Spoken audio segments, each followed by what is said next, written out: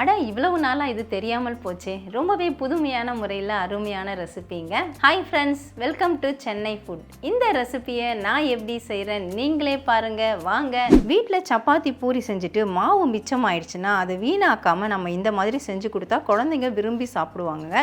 மிச்சமான மாவுன்னு சொல்கிறீங்களே, இவ்வளவு சாஃப்டாக இருக்கே அப்படின்னு நீங்கள் கேட்பீங்க. நான் கொஞ்சமாக தண்ணியும் தெளிச்சிட்டு கொஞ்சம் எண்ணெயும் விட்டு நல்லா சாஃப்டாக நான் பிசைஞ்சு வச்சுருக்கேன். மிச்சமான மாவை நம்ம எடுத்து வச்சா எவ்வளவு ஹார்டாக இருக்கும் அப்படின்றது உங்களுக்கும் தெரியும்.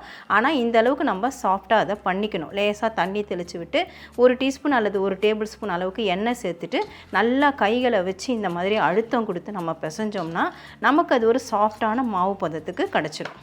நான் முறுக்கு குழலில் இந்த அச்சு போட்டிருக்கேங்க. 3 ஹோல்ஸ் இருக்கிற அச்சு போட்டிருக்கேன். உங்கள்கிட்ட எந்த குழல் இருக்கோ அதை நீங்கள் பயன்படுத்திக்கலாம்.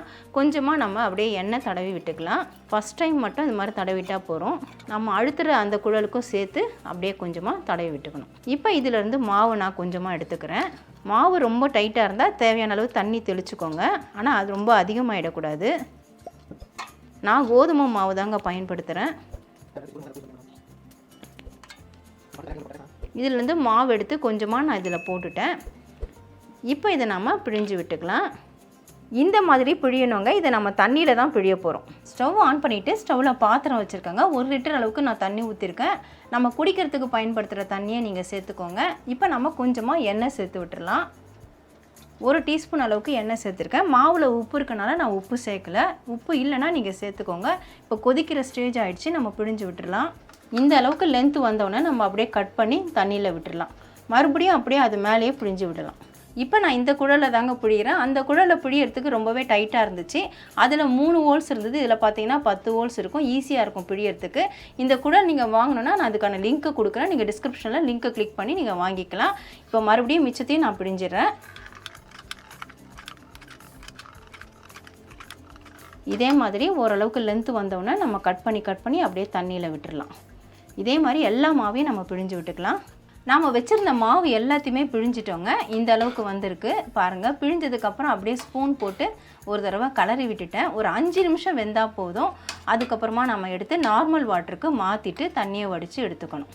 நம்ம மிச்சமான சப்பாத்தி மாவில் மட்டும்தான் இப்படி செய்யணுன்ட்டு இல்லைங்க. நீங்கள் மிச்சமான சப்பாத்தி இருந்ததுன்னா அதை பிச்சு போட்டு மிக்ஸி ஜாரில் அரைச்சிட்டு அதை மறுபடியும் நல்லா பிசைஞ்சிட்டு கூட இந்த மாதிரி நம்ம பிழிஞ்சு விட முடியும். சப்பாத்தி மிச்சமானாலும் நாம் இந்த மாதிரி செய்யலாம். சப்பாத்தி மாவும் மிச்சமாயிட்டாலும் இந்த மாதிரி செய்யலாம். எதுக்காக நம்ம இதை சப்பாத்தியாக செய்யாமல் இந்த மாதிரி செய்கிறோம் அப்படின்னு பார்த்தீங்கன்னா, நம்ம சப்பாத்தியாக செய்யும் பொழுது ரொம்பவே ஹார்டாக இருக்கும். அது இந்த மாதிரி நம்ம செஞ்சு கொடுத்தா குழந்தைங்க மிச்சம் வைக்காமல் சாப்பிட்ருவாங்க. டேஸ்ட்டும் அவ்வளோ அருமையாக இருக்கும். இப்போ நல்லாவே வெந்துருச்சுங்க. நம்ம நார்மல் வாட்டருக்கு மாற்றிக்கலாம். நான் இந்த மாதிரி வலைக்கரண்டியில் எடுத்துக்கிறேன். நார்மல் வாட்டர் இங்கே எடுத்து வச்சுருக்கிறேன். அதில் மாற்றிக்கிறேன். மாற்றினதுக்கப்புறமா மறுபடியும் நம்ம இதை வடித்து எடுக்கணும். அதே மாதிரி இதில் எதுக்கு எண்ணெய் ஊற்றுறோம் அப்படின்னு பார்த்தீங்கன்னா, ஒன்றோடு ஒன்று ஒட்டாமல் வரும். அதுக்காக தான் எண்ணெய் ஊற்றுறோம். நம்மக்கிட்ட இதை விட மெலிசான ஹோல்ஸ் இல்லைங்க. ஹோல்ஸ் மெலிசாக இருந்தால் நம்ம பிழியலாம். இதுக்கு மேலே மெலிசான ஹோல்ஸ்னால் இடியாப்பம் வச்சு தான் இருக்குது. அதில் பிழிய முடியாது. அதனால தான் நூடுல்ஸ்க்கு நம்ம இந்த மாதிரி பிழிகிறோம். எல்லாத்தையுமே நான் மாற்றிட்டேன். வேக வச்ச நூடுல்ஸ் எல்லாத்தையுமே நம்ம நார்மல் வாட்டருக்கு மாற்றிட்டு அதுக்கப்புறமா தண்ணியை வடித்து எடுத்து வச்சுருக்கோங்க. நல்லாவே வெந்திருக்கு பாருங்கள். 5 நிமிஷம் நம்ம வேக விட்டாலே போகிறோம். நல்லா வெந்திருக்கு. இப்படி நம்ம அழுத்தி பார்த்தோம்னா மாவு நல்லா வெந்திருக்கிறது நமக்கு தெரியும்.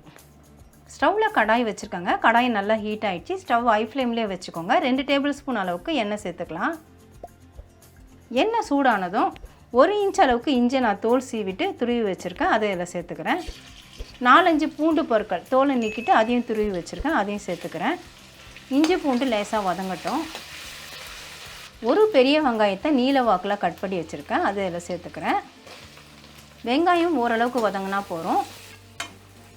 வெங்காயம் இப்போ ஓரளவுக்கு வதங்கிடுச்சுங்க. 100% வதங்கக்கூடாது. லேசாக வதங்கினா போதும். இப்போ 1 பெரிய கேரட்டை நீல வாக்கில் மெலிசாக கட் பண்ணி வச்சுருக்கேன். அதை இதில் சேர்த்துக்கிறேன். 1 குடைமிளகாய் அதையும் நீல வாக்கில் கட் பண்ணி வச்சுருக்கேன். அதையும் இதில் சேர்த்துக்கிறேன். கேரட்டும் குடைமிளகாயும் ஓரளவுக்கு வதங்கினா போதும்.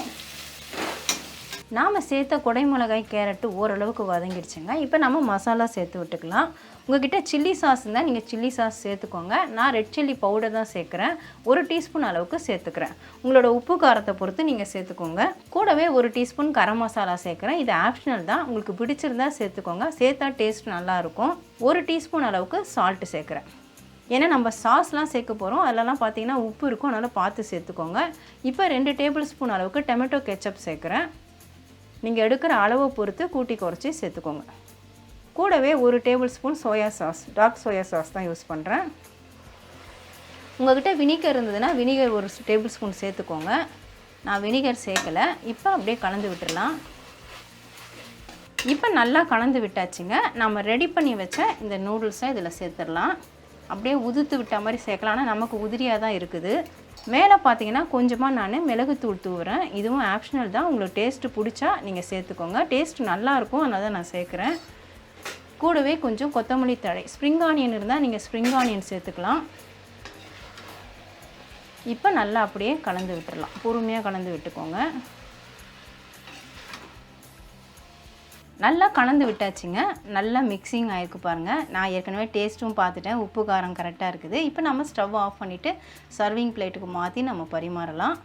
அவ்வளவுதான் ஃப்ரெண்ட்ஸ். மிச்சமான சப்பாத்தி மாவு இல்லை மிச்சமான சப்பாத்தி அதை வச்சு இந்த மாதிரி நம்ம நூடுல்ஸாக செய்ய முடியும்.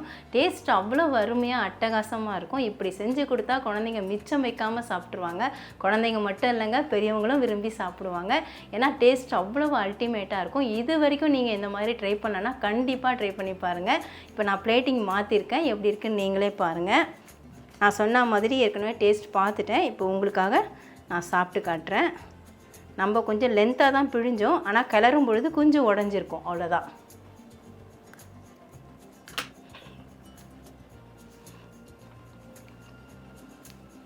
நூடுல்ஸ் நல்லா வெந்திருக்குங்க, நல்லா சாஃப்டாக இருக்குது. சட்டுன்னு சாப்பிட்டுட்டேன், அதுலேயே உங்களுக்கு தெரிஞ்சிருக்கும் எவ்வளோ நல்லா சாஃப்டாக இருக்குதுன்னு. அதுவும் நம்ம கோதுமை மாவில் செஞ்சுருக்கோம், அதனால் சொல்லவே வேண்டாங்க. டேஸ்ட் அவ்வளோ அருமையாக அட்டகாசமாக இருக்குது. உப்பு காரம் எல்லாமே கரெக்டாக இருக்குதுங்க. எல்லாமே நான் வீடியோவில் காமிச்ச அளவுகள் தான் சேர்த்துருக்கேன், எக்ஸ்ட்ரா எதுவுமே நான் சேர்க்கலை. இது வரைக்கும் நீங்கள் சப்பாத்தி மாவு மிச்சமாயிட்டு நீங்கள் செய்யாமல் இருந்திருந்தால் இந்த மாதிரி கண்டிப்பாக ட்ரை பண்ணி பாருங்கள் ஃப்ரெண்ட்ஸ். ட்ரை பண்ணி பார்த்துட்டு எப்படி இருந்து எனக்கு கமெண்ட் பண்ணுங்கள். மறக்காமல் நம்ம சேனலை சப்ஸ்கிரைப் பண்ணிக்கோங்க, லைக் அண்ட் ஷேர் பண்ணுங்கள். இதோட இந்த வீடியோவை நான் முடிச்சுக்கிறேன். மறுபடியும் இன்னொரு வீடியோவில் உங்களை சந்திக்கிறேன். By guys. Bye bye.